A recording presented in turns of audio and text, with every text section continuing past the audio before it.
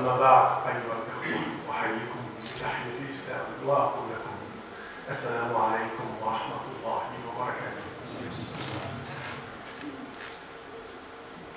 Tout d'abord, je précise que l'Institut Ihsan, c'est une initiation, c'est une initiative qui ne peut être que louée. Je demande à Allah subhanahu wa ta'ala qui les assiste et qui les guide, qui affermit leurs pas pour qu'on puisse renouveler notre relation avec le Coran. Bien sûr, aujourd'hui, mon intervention s'inscrit dans la continuité du travail, du cadre de la présentation de l'intervention du mois précédent. Alors, j'ai eu la charge d'investiguer et de réfléchir et de comprendre. Et surtout, j'ai eu l'occasion d'apprendre à regarder le Coran autrement. Ainsi, le titre Al-Qur'an, Ayatullahi al-Muta'addidati al-Ab'ad. Ayatullah, souvent, on l'a traduit par verset. Parfois, on a l'impression que c'est des phrases, alors que les signes d'Allah, Ayatullah, ce sont des signes, ce sont des preuves, ce sont des repères, ce sont des dalils pour ceux qui méditent, pour ceux qui cherchent des repères, pour ceux qui veulent chercher, qui demandent, qui cherchent à trouver les moyens, la meilleure stratégie pour sortir de cette terre de façon la plus indemne possible. Allah ja'alna min al-Madina yukhlisuhum Allah. Donc il s'agit d'un projet de recherche, j'ai bien dit un projet de recherche que j'ai commencé, qui, je vais dire quelques mots sur ce projet de recherche. Je suis parti d'une hypothèse et un ensemble de questions que je me suis posées, que je vais certainement vous présenter, je crois, à la suite. Ensuite, à partir de ces questions, je me suis donné une hypothèse, je dis, si je me pose ces questions-là, je vais certainement découvrir toutes les dimensions, tous les aspects, donc tout, mais une grande partie des dimensions du Coran. Je me suis donné une autre hypothèse, c'est, bien sûr, j'ai fait une revue de lecture, ce qu'on appelle une revue de lecture, c'est-à-dire lire ce que les savants ont produit. Et bien sûr, avant, je l'ai expliqué ça la dernière fois, mais je le redis encore, pour moi, le seul véritable mufassir du Coran, c'est Muhammad sallallahu alayhi wa sallam. Ça, c'est très important à savoir que le prophète sallallahu alayhi wa sallam, la sunna du prophète sallallahu alayhi wa sallam, c'est l'explicitation du Coran. Fait partie de l'wahy. Et donc, donc j'ai pris les lectures, revues de lecture des productions savantes. Ensuite, après, je me suis donné une autre hypothèse, c'est de dire que si je pars des noms et attributs du Coran, c'est-à-dire sifat ou asma al-Coran, quoique هذا المصطلح فيه بعض الاختلاف, il y a une polémique entre le mot sifa et ism. Pour moi, je suis parti de l'ensemble des attributs et que j'ai regroupé en trois catégories, avec l'idée que chaque catégorie va renfermer, va regrouper plusieurs dimensions du Coran du même ordre. J'explique ça pour les frères et les sœurs qui veulent comprendre ma démarche et aussi pour m'apporter des critiques dans ce sens-là. Je vous présente, je ne sais pas si... c'est bon? Donc, deuxième partie, donc ça c'est le plan, donc il y a ce que j'ai expliqué dans l'introduction. Ensuite, après, en deuxième partie, je vais me consacrer, c'est-à-dire je vais partir d'un nom attribut on verra par la suite, qui est Al-Furqan. Al-Furqan, tout simplement, la première explication, c'est distinguer le vrai du faux, c'est-à-dire en réalité, si c'était, pourtant le texte est clair, mais le problème de sa compréhension fait il y a une confusion. Et ce qui fait que les gens, chacun, part dans son interprétation. Alors, je vais parler de Furqan. Furqan comme fonction, comme grille de lecture, c'est-à-dire il nous donne des repères, j'expliquerai après c'est quoi ces repères-là, mais Furqan aussi comme un processus, comme une finalité d'un processus. Bien sûr, ce sera le cœur de mon intervention. Je finis après par une conclusion et peut-être quelques exercices, on verra par la suite. Alors, les questions, donc ça c'est ce que je viens d'expliquer, le projet de recherche, et je passe aux questions. La première question, c'était, sachant que les Arabes représentent une minorité dans le monde, comment peut-il s'adresser à toute l'humanité alors qu'il y a un langue arabe? Deuxième question, c'était la complexité, c'est-à-dire que le Coran, il est destiné à tout le monde, alors qu'une première lecture montre que ça demande de l'abstraction, ça demande, et l'exemple, Allah subhanahu wa ta'ala, quand on parle d'Allah subhanahu wa ta'ala, laysa kamithlihi shay. Comment on peut adorer, ça demande une réflexion, et ça demande surtout, vous allez voir par la suite, la guidance d'Allah subhanahu wa ta'ala.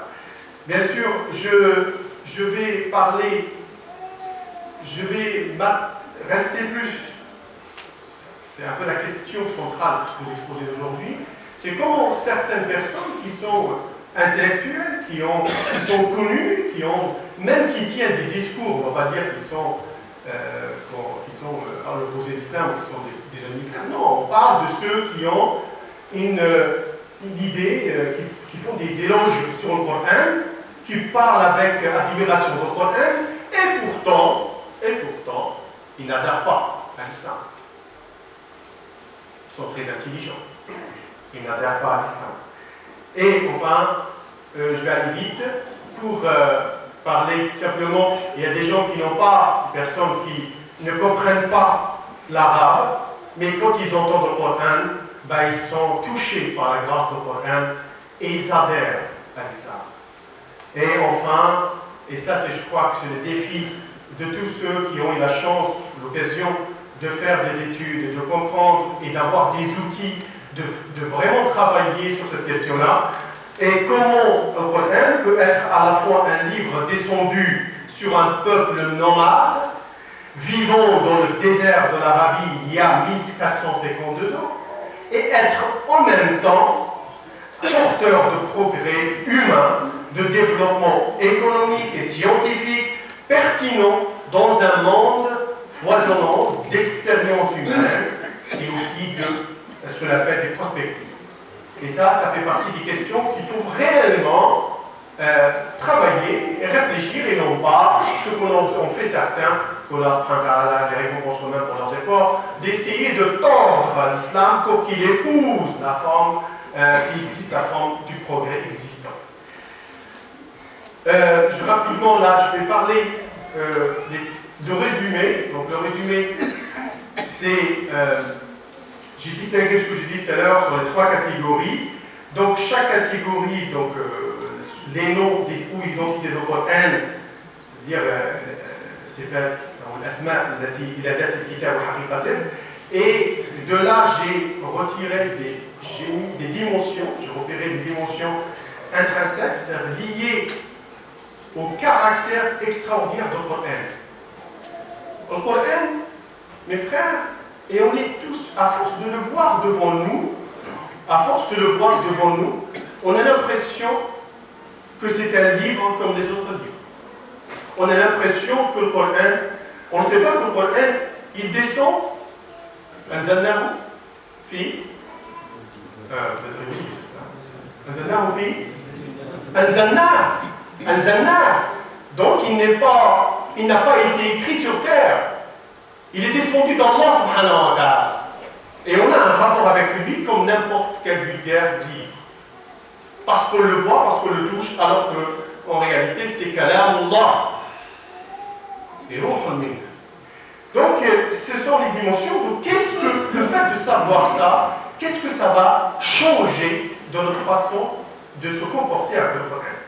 Et ce qui est la deuxième catégorie, ce sont les attributs en termes de relation, ce qui est le Coran, comment nous on le reçoit ce Coran, comment dans notre réception, comment on réagit avec le Coran. Notre cœur, comment il réagit avec le Coran, notre corps, comment il réagit avec le Coran, notre cerveau, etc. Bien sûr, il s'agit ici, ce que je vous présente là, c'est un modèle simplifié. J'ai mis à l'écart nafs wa ruh, tout simplement pour ne pas complexifier l'explication. Il y aura d'autres occasions pour qu'on parle de ça. Enfin, la troisième dernière catégorie, ce sont les dimensions que j'ai appelées atemporelles, c'est-à-dire ce sont des attributs du Coran qu'on doit mobiliser et qui peuvent être. Le Coran contient un ensemble d'idées pour apporter des solutions à l'humanité. Donc, le reste de l'humanité n'est pas obligé d'adhérer à la croyance. Par contre, elle peut profiter des retombées de ce que les musulmans, partant du Coran, proposeraient à l'humanité. Donc, et surtout actuellement, avec le réchauffement climatique, avec l'environnement, avec les problèmes sociaux, l'éthique, les gens qui s'inscrivent dans. Si on parle du Coran, si on travaille sur le Coran et les connaissances qu'Allah nous a données dans le Coran, nous sommes capables de présenter à l'humanité des solutions et on peut travailler avec eux sans les mettre de côté. Voilà, j'ai fini le résumé. Bien sûr, pour voir les détails, vous allez certainement regarder, si vous voulez, l'ensemble. Donc, nous allons commencer, Inch'Allah. أعوذ بالله من الشيطان الرجيم بسم الله الرحمن الرحيم تبارك الذي نزل الفرقان على عبده ليكون للعالمين نذيرا الذي له ملك السماوات والأرض ولم يتخذ ولدا ولم يكن له شريك في الملك وخلق كل شيء فقدره تقديرا واتخذوا من دونه آلهة لا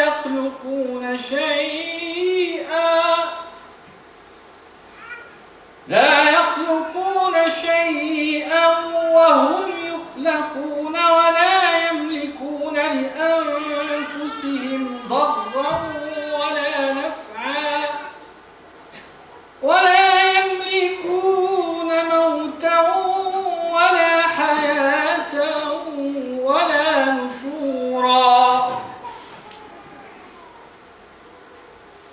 Donc, Al-Furqan. Pourquoi j'ai choisi Al-Furqan? J'ai choisi Al-Furqan d'abord tout simplement parce qu'il y a des frères et des sœurs qui m'ont demandé de le faire. Deuxièmement, parce que Al-Furqan, parce qu'on vit une situation, comme je l'ai dit tout à l'heure, où il y a de la confusion. Al-Amr ikhtalata alayna. Donc, il y a une confusion dans tout, et chacun, surtout avec Google et Facebook, chacun va devenir sa propre chapelle. Et ça part dans tous les sens. Et on ne sait plus comment faire le Furqan. Alors, j'ai choisi ça, et aussi le Furqan, je l'ai fait aussi pour ma propre recherche. J'ai dit, voilà, le Furqan, je vais mettre à l'épreuve le modèle que j'ai proposé, que j'ai construit, pour voir finalement est-ce qu'il résiste ou pas à cette validation. Ça, c'est une méthodologie. Je me parle peut-être avec certaines sciences humaines. Alors, le Furqan, tout simplement, j'ai commencé par repérer. Il est cité combien de fois? J'ai trouvé 7 fois, 6 fois avec l'alif ou lam ta'lif, et une fois sans. Alors, bien sûr, ces versets-là, je vais les mobiliser au fur et à mesure de mon développement. Alors, la question, est-ce que c'est un attribut, est-ce que c'est un nom?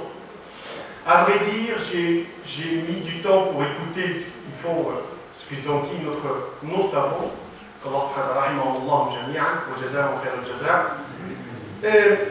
en fait, je me suis rendu compte que ce qui m'intéressait dans ma présentation, c'est la fonction. C'est le Furqan, c'est la fonction. Finalement, qu'est-ce que je vais faire avec ça? Parce que moi, mes chers frères, mes chères sœurs, sachez une chose, que je cherche ce qui me permet, moi, de progresser dans ma vie quotidienne. Dans ma vie quotidienne et dans mes projections. Donc, et bien sûr, ma famille et toute la Oumma, et voir les non-musulmans aussi, parce que ce sont des amis. Alors, j'ai pas répondu à cette question.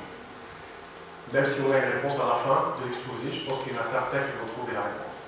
À la question, est-ce que le mot Furqan, Al-Furqan, est réservé au Coran? Je vous laisse juste lire ce verset et vous comprenez que il contient lui-même la réponse. وإذا آتينا موسى الكتاب والفرقان لعلكم تهتدون. Donc, je vous laisse la réponse. Alors, on commence, Inch'Allah. Nous avons écouté tout à l'heure attentivement les premiers versets de Al-Furqan. Et quand on examine ces versets, on voit que la première chose dans cette sourate, la première chose, c'est La ilaha illallah.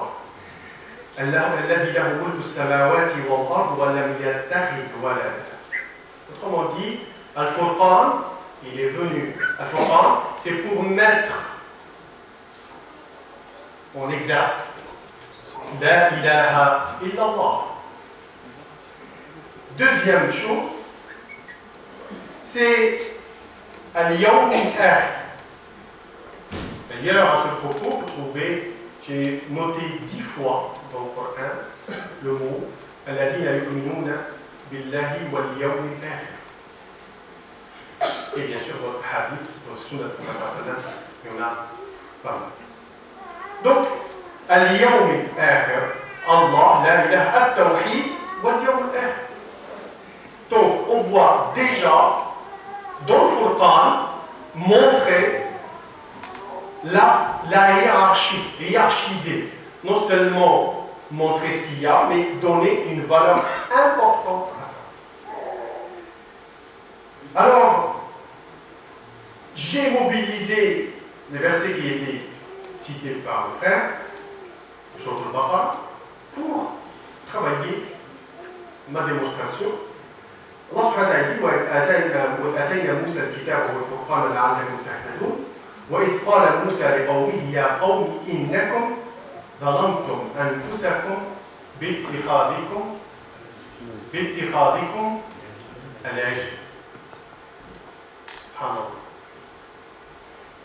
Allah subhanahu wa ta'ala أنزل التوراة والفرقان على موسى وأهله et son peuple, ils ont construit, ils ont adoré l'âge. De quoi il fait l'âge? De quoi il est fait? D'or. C'est zina, al-zina wal-hurid, les parures. Et les bijoux. Qu'est-ce qu'il a de particulier? Jassel. Qu'est-ce qu'il leur a demandé, Moussa alayhi salam? An ta'budu Allah. Hal yarawna Allah? Est-ce qu'ils voient Allah? Non. Donc ils ont cherché quelque chose qu'ils voient. Ils l'ont construit par quoi? Parce qu'ils étaient plus attirants, c'est-à-dire les parures, l'or. Ça ne vous rappelle rien. Quand vous voyez un ajl, vous pensez à quoi? Al-ajila. Ma hiya al-ajila? Al-ajila, c'est quoi l'ajila? Hayat ad-dunya. Donc, tout simplement, Al-Furqan, ils ont fait le contraire de Furqan. Ils ont adoré, ils ont fait Ashirk avec l'ajl, le veau, et ils ont adoré, ils ont mis en exergue le ad-dunya. Donc ça veut dire la beauté du monde. Donc en réalité, la fonction de Al-Furqan, c'est de séparer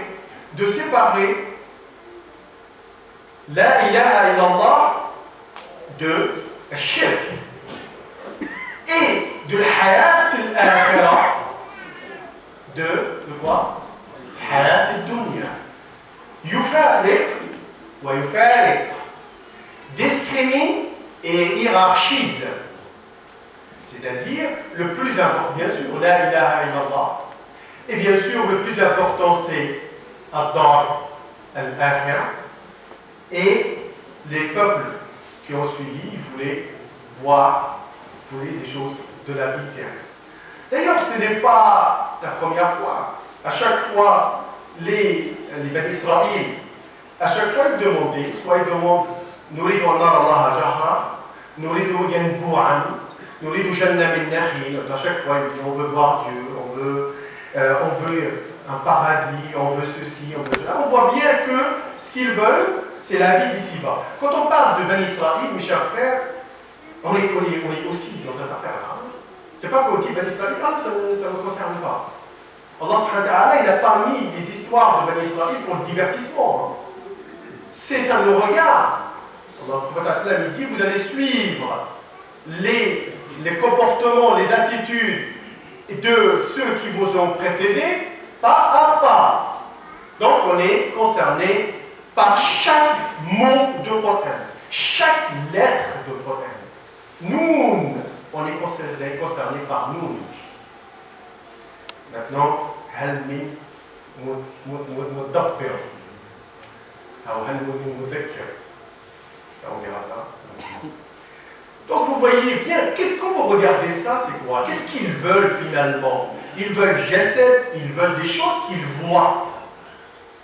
Ils veulent des choses qu'ils voient, tout simplement parce qu'ils sont frustrés, le cerveau est frustré quand il adore, quand il croit quelque chose qu'il ne voit pas.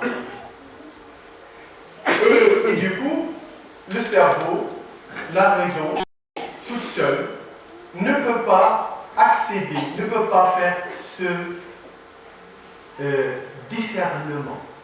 J'ai laissé exprimer les mots en arabe parce qu'ils sont très importants dans mon travail, parce que le mot arabe, vraiment, il est multidimensionnel. C'est très important et ça crée une continuité. Vous allez le voir par la suite. Donc on voit bien que ce qui est du relève du cerveau, c'est ce qu'on vit et on a vécu depuis des siècles, ce qu'on appelle le rationalisme, l'immédiateté, le monde matériel. Je veux croire, je veux voir pour croire. Donc la raison, le cerveau a du mal à gérer ce qui relève de l'oreille. Qu'est-ce qu'il dit sur le Baqara? الجواب على الدعاء على الفاتحة يقول الله ألف لام ميم ذلك الكتاب أعينوني ذلك الكتاب فيه الذين يؤمنون بماذا؟ بالغيب وهم بالآخرة بالغيب وبالآخرة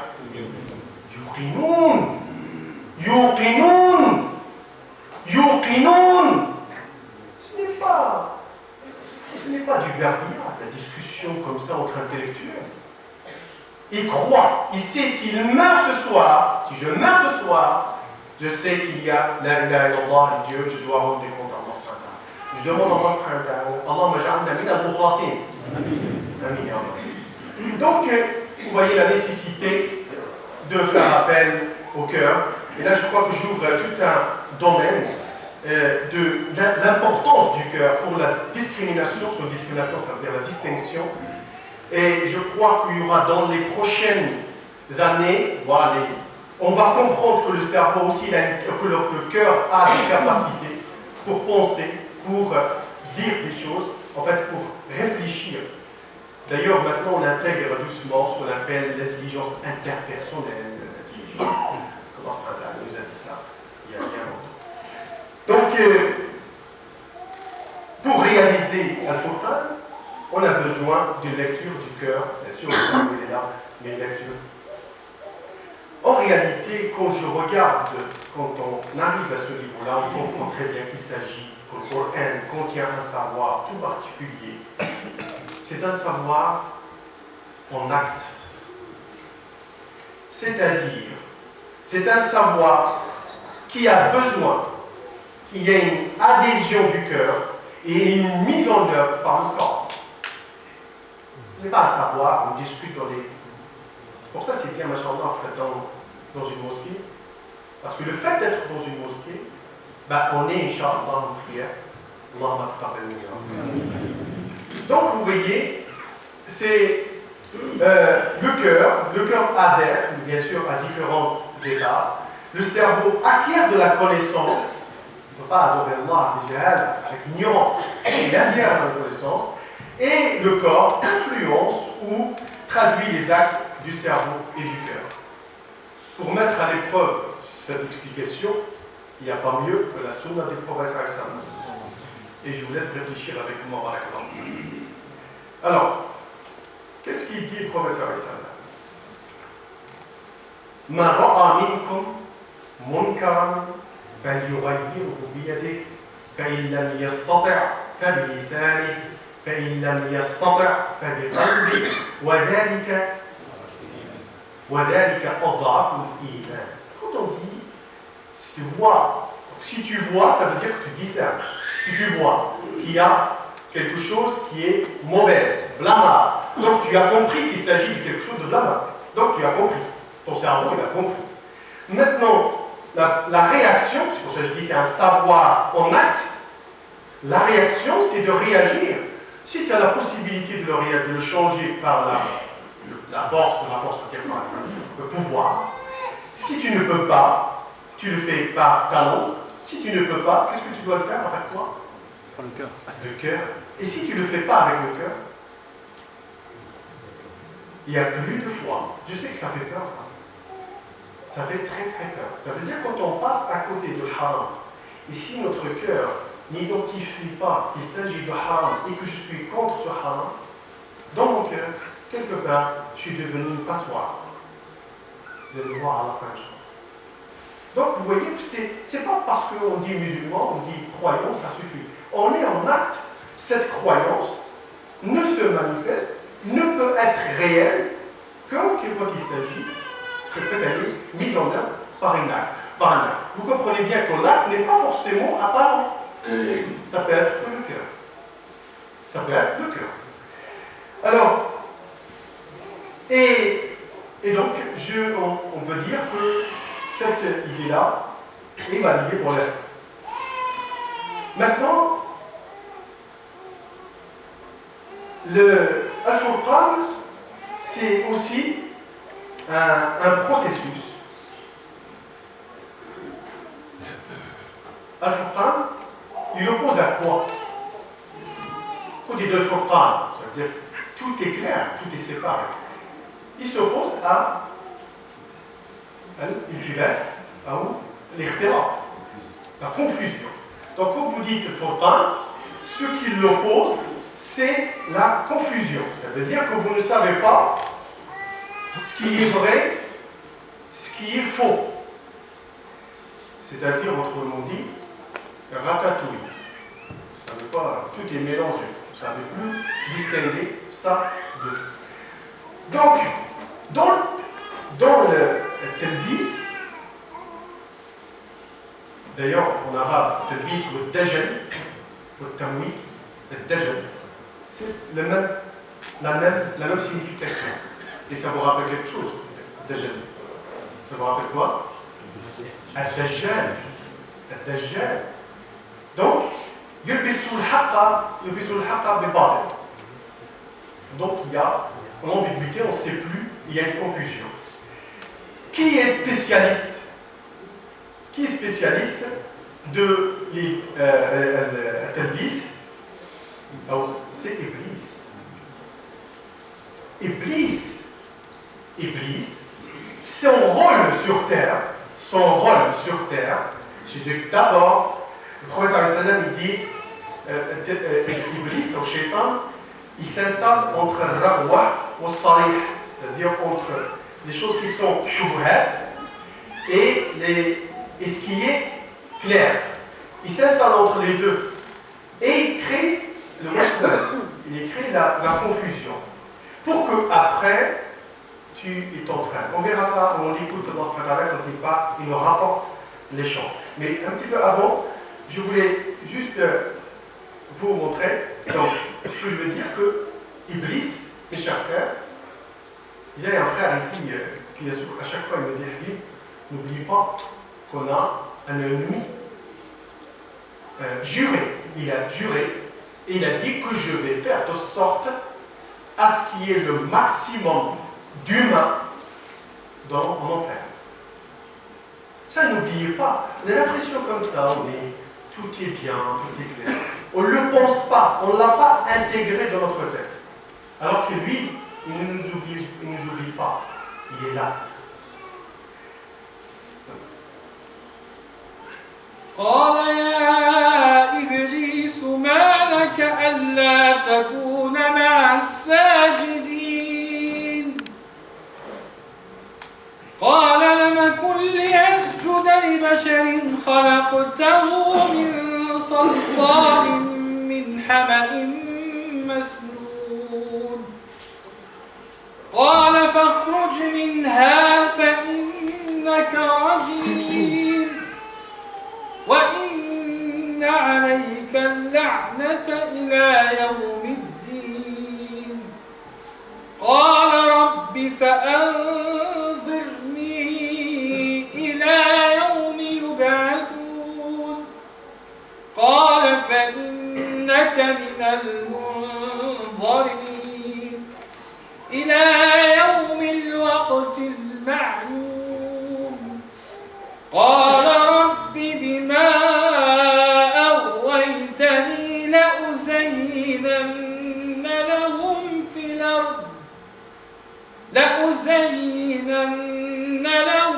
في الأرض ولأغوينهم أجمعين إلا عبادك منهم المخلصين. Vous l'avez entendu, lui, il ne vous lâchera pas. Qu'est-ce qu'il fait? Il attaque l'insan, l'acte d'être humain, par les trois composants qui sont le cœur, le corps et le cerveau. Si vous remarquez bien, pour ceux qui ont assisté à la dernière conférence, vous comprenez très bien que Shaitan, il se substitue par quoi? Par un. Et il prend sa place. Comment se manifeste? D'abord, il fait appel à la rationalité, le nombre. Par exemple, quand quelqu'un veut faire l'aumône, il va lui dire, mais attention, tu vas perdre de l'argent.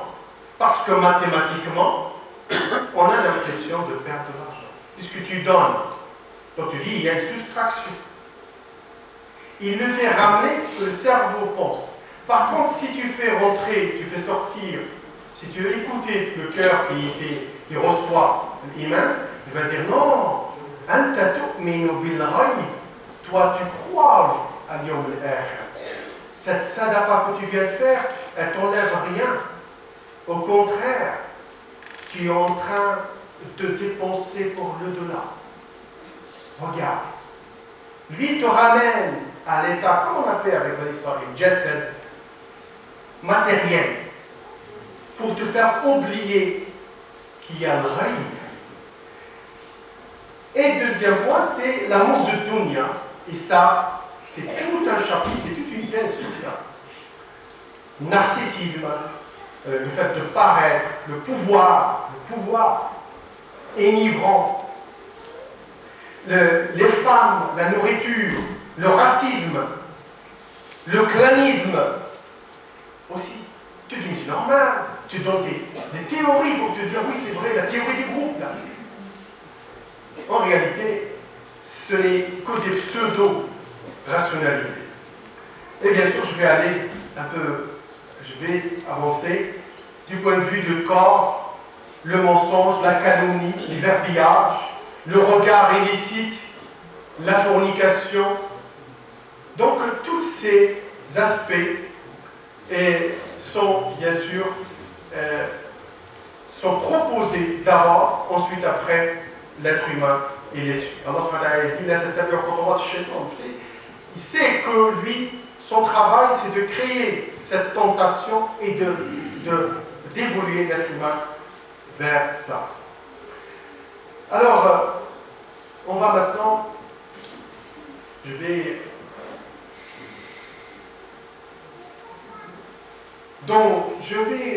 médité le verset suivant. Ya ayyuhalladhina amanu in tattaqullaha yaj'al lakum furqana. Donc là, le mot furqan, il est utilisé comme une finalité.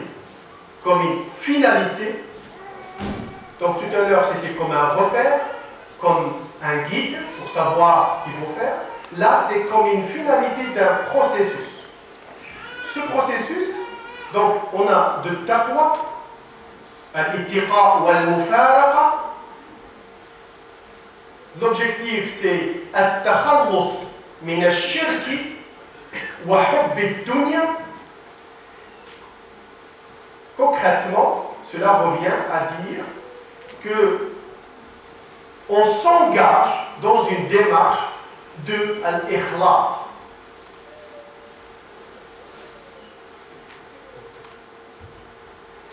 Donc on s'engage dans l'ikhlas.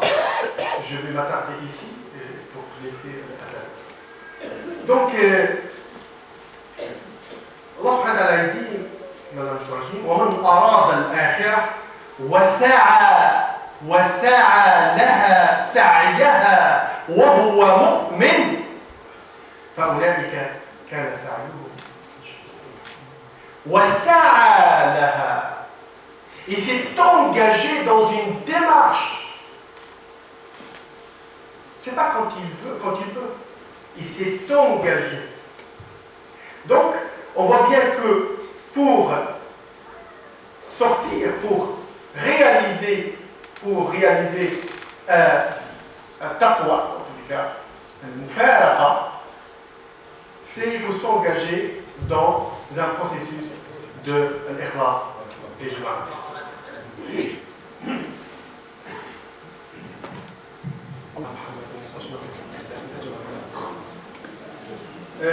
Donc j'ai bien dit que ce processus de l'ikhlas, mes chers frères, l'ikhlas c'est pas seulement niya. L'ikhlas c'est takhallus. C'est takhallus min ash-shirk wa hubb ad-dunya. Donc c'est faire rentrer son cœur dans une démarche de l'ikhlas. Ça veut dire quoi? يفرغ قلبه من حب الدنيا ويملأه بحب الله وحب محمد صلى الله عليه وسلم. حبه وطاعته وليس فقط عندي النية زينة. بما يخص العقل, ce qui concerne le cerveau, عليه أن يتعلم دينه ولا يبقى جاهلا. Il doit apprendre sa religion et ensuite savoir en acte. Hein, savoir en acte. Apprendre sa religion et automatiquement se conformer son cerveau et le kitab et le sunna. ولا يتبع هواه. Ensuite, en ce qui concerne le corps, حفظ الجوارح من المعاصي وتزكية الأخلاق. On va avoir cet autocontrôle, cette façon de préserver son corps. Là, je vais vous présenter le processus, comment on va lire cet événement et quelle est la finalité de cette démarche. Donc, ce que vous voyez ici, c'est ce que j'ai appelé l'axe du temps, mais c'est aussi l'expérience de la vie d'ici-bas. Quand on dit les expériences de la vie d'ici-bas, c'est l'ensemble des épreuves. Toutes les épreuves. Que ça peut être le travail, que ça peut être tes frères, que ça peut être ta femme, que ça peut être ton frère. Toutes les épreuves, et dans la journée, il y en a pas mal. C'est un temps terrestre. Alors, à la base, Allah m'a permis de penser, d'arriver à ça sur le plan individuel, mais en préparant la conférence, je me suis dit, ça peut même concerner d'une façon l'Umma. Mais ça s'appelle ce qu'on appelle le macro. Mais là, ce que je vais vous présenter aujourd'hui, je vais me contenter de ce qu'on appelle l'individuel, l'être humain individuel. Comment on vit dans cette histoire. En réalité, on commence, je vais le faire simplement. À un moment donné, on a un certain degré de piété. Donc, notre cerveau, il a appris des choses, il y a un certain niveau de ilm, notre cœur, il a un certain niveau de iman, et notre cerveau, et notre corps, un certain de préservation. Mais, bien sûr, on arrive à un certain niveau, mais la vie quotidienne nous met dans une situation où il faut mettre à jour cette piété. Mettre à jour. Donc, dans les épreuves, on va se rendre compte si on va continuer, si on va faire la prière ou on va rester, regarder Real Madrid et Barça. Ça, c'est une épreuve pour les sportifs, pour ceux qui aiment le foot. Pour d'autres, ça peut être autre chose. Qu'est-ce que je dois faire? Donc, dans cette épreuve-là, soit je remonte de niveau, soit je baisse. Et en réalité, il y a un hadith mais c'est long, et je le ferai peut-être, je ne sais pas comment on va faire techniquement pour le mettre sur la vidéo, je ne sais pas, tu verras si c'est possible. C'est un hadith très très long, mais il explique ce processus. Le prophète il dit, en fait, le fitan, elle arrive, elle se présente devant l'être humain. Donc il parle des croyants. Comme le hasir, le tapis, mais avec des tissés, avec des fils, beaucoup de fils. Ça veut dire qu'on ne la voit pas. C'est des petits détails. Et pour ceux qui la rejettent, quand ils voient, ils la rejettent, son cœur devient blanc, c'est-à-dire une tache blanche. En fait, une tache blanche qui se crée. Celui qui ne la calcule pas, en fait, elle met à sa place, c'est-à-dire elle met une tache noire. Et au fil du temps, il y a un cœur qui devient blanc. Et là, j'aime bien dire Abyad Kassafa. J'ai dit, subhanallah, le prophète sallallahu alayhi wa sallam, il a dit blanc comme un caillou.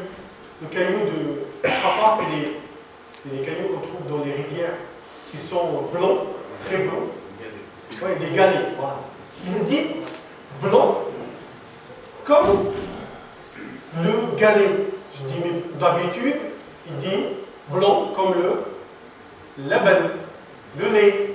Là, pourquoi il a dit comme le galet? Mais en fait, c'est parce qu'il est ferme.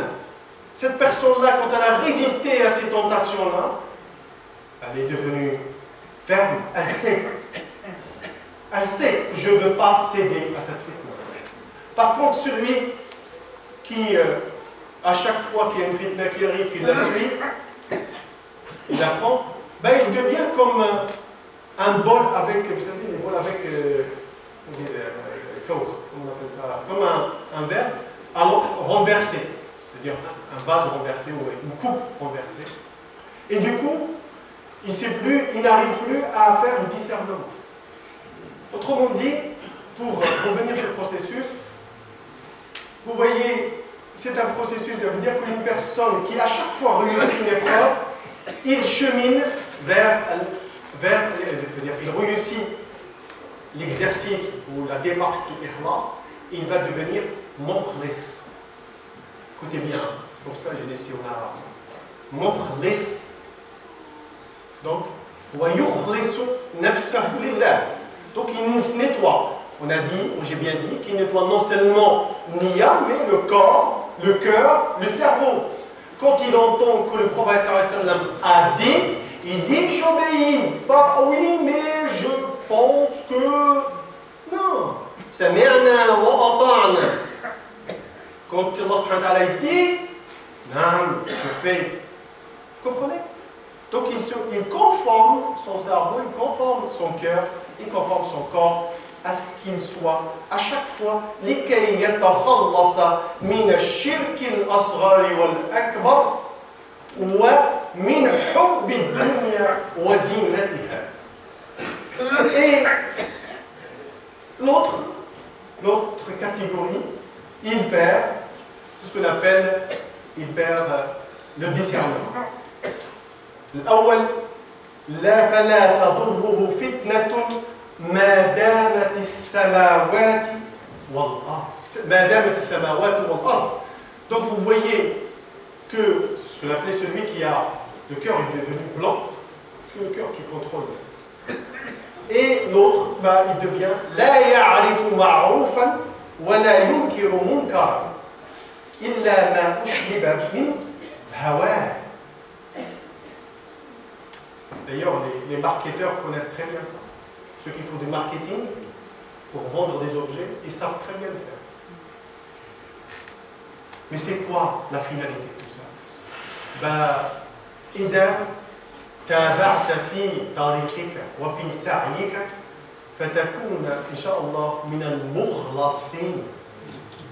Écoutez bien, المخلصين. C'est pour ça que je l'ai gardé en arabe.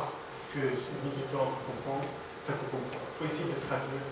Al-Mukhlas, وأنه اصطفاه الله. Dieu, il l'a distingué. À force, quand vous vous rapprochez d'Allah, à un moment donné, Allah s'occupe de vous. Il vous met à l'écart. On va voir faire.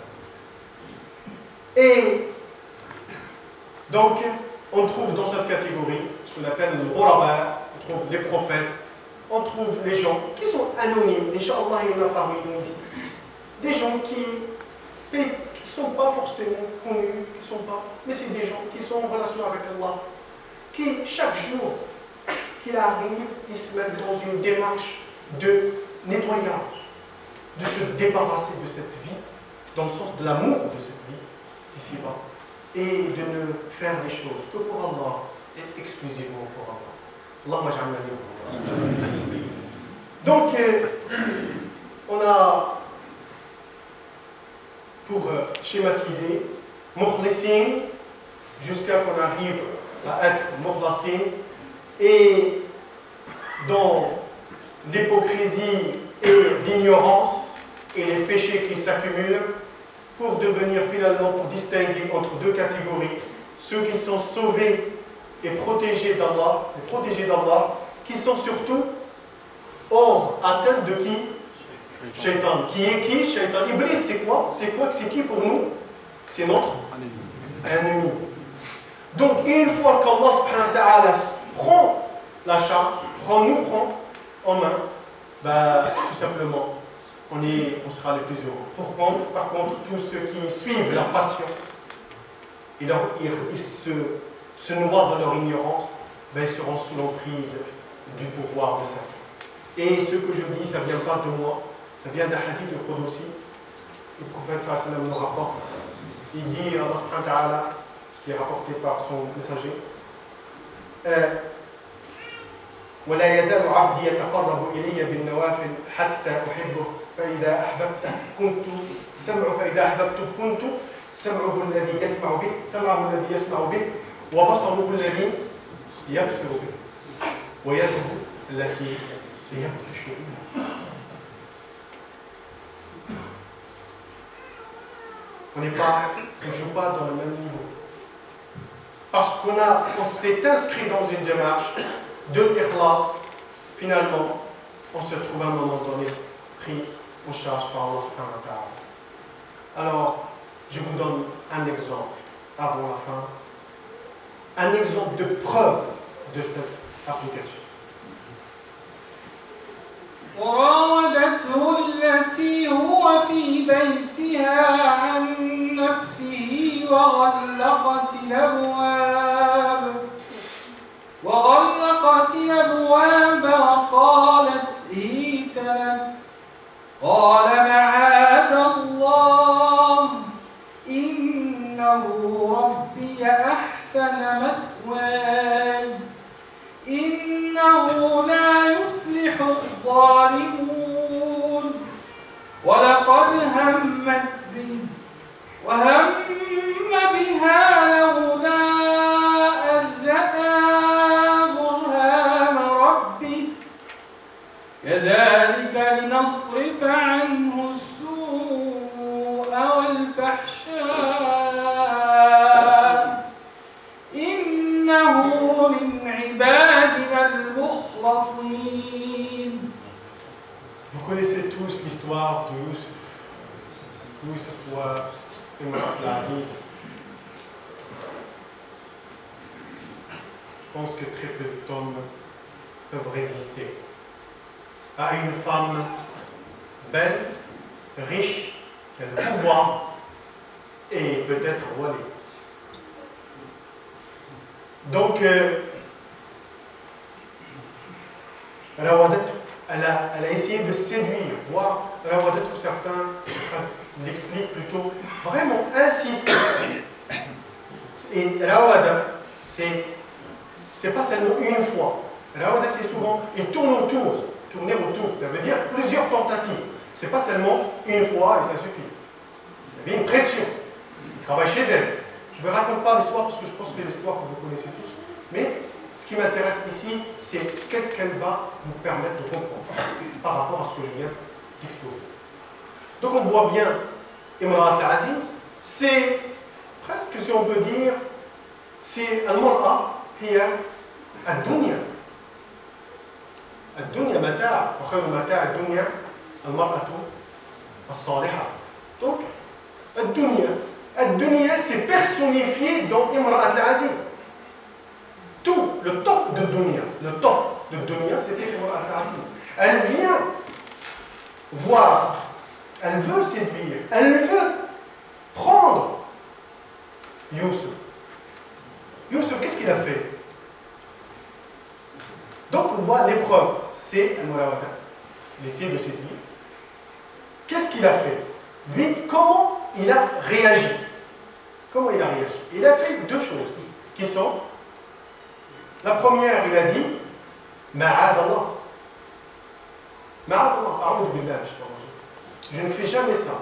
Donc il a, non seulement il a dit par sa langue que non, je ne fais pas ça, mais surtout, regardez ce qu'il a fait, le deuxième geste. C'est-à-dire qu'il a, non seulement il l'a dit, mais il a agi pour se sauver, pour s'éloigner, pour faire quoi? يفارق الدنيا يتقي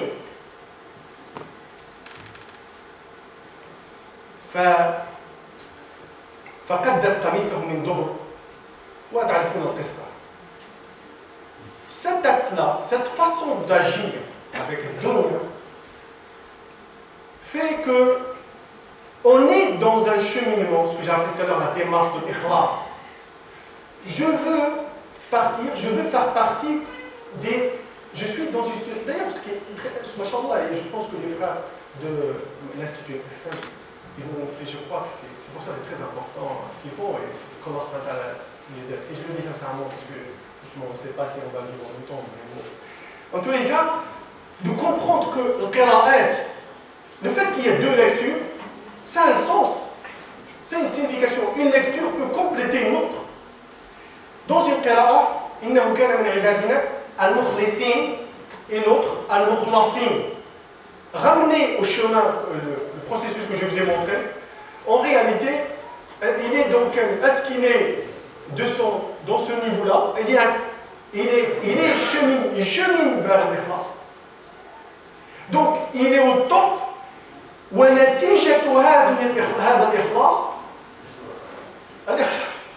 c'est-à-dire qu'il était dans une situation pour qu'il soit donc اسم فاعل مخلص مخلص اسم مفعول يقع عليه الفعل. Donc au début c'était lui qui était l'acteur de la démarche, c'était lui l'acteur de la démarche. يتخلص. Allah subhanahu wa ta'ala il a dit maintenant tu as fait ton effort, je prends en charge. Et permettez-moi de voir et de méditer sur ces mots. Allah subhanahu wa ta'ala quand il nous dit كذلك لنصرف عنه Allah يتكفل بك. C'est Dieu qui va te prendre en charge pour te faire épargner le mal. Toi c'est juste que tu t'inscris dans une démarche pour dire à Dieu أنا أفارق الدنيا وأنا أخلص لك العمل وأخلص لك الجسد وأخلص لك العلم فخذ بيدي. Allah subhanahu wa ta'ala la yakhdouuna. Voilà, par cette opération-là, c'est pour expliquer finalement, c'est un exercice, c'est un exemple de preuve d'application. Et je finis ici. Mais, pour la conclusion, je ne vais pas vous laisser comme ça. Je vais vous demander de faire un exercice. Et cet exercice, vous allez, Inch'Allah, l'envoyer soit direct, soit par l'Ihsan, soit par mon mail, qui est marqué quelque part. Vous pouvez le voir dans les slides. Alors, Allah subhanahu wa ta'ala nous a donné le mois de Ramadan, Shahr Ramadan. Dans ce Shahr Ramadan, il nous a donné la feuille de route. Cette feuille de route, en la suivant, on va réaliser le processus. Ce que je vous demande, si vous avez bien suivi, dites-moi quels sont les éléments que vous pouvez, les éléments les plus importants dans Shahr Ramadan et dans tout ce que vous vivez en Ramadan et tout ce qui Allah subhanahu wa ta'ala nous a donné pour me dire quels sont les repères, quel est le processus, quelle est la récompense, etc. Ce qui m'importe, c'est le fait de faire cet exercice-là. Je veux savoir finalement si vous êtes capable de revenir sur l'exposé et de dire finalement Allah subhanahu wa ta'ala il nous a donné une fois sur 12 et d'une façon cyclique une feuille de route pour réaliser l'ikhlas. Ce que je vous demande, vous, c'est juste m'écrire ce que vous avez compris. Et pour moi, c'est une façon de savoir finalement que j'étais profitable, que j'étais à votre service. Allah subhanahu wa ta'ala sakharani li khidmatikum. فندعو الله سبحانه وتعالى أن يجعلنا من المخلصين آمين يا رب العالمين. واسمعوا إلى هذا الدعاء. اللهم أرنا الحق حقا وارزقنا اتباعه وأرنا الباطل باطلا وارزقنا اجتنابه. بدلة الرجيم والعصر إن الإنسان لفي خسر إلا الذين آمنوا وعملوا الصالحات وتواصوا بالحق وتواصوا بالصبر. والسلام عليكم ورحمة الله.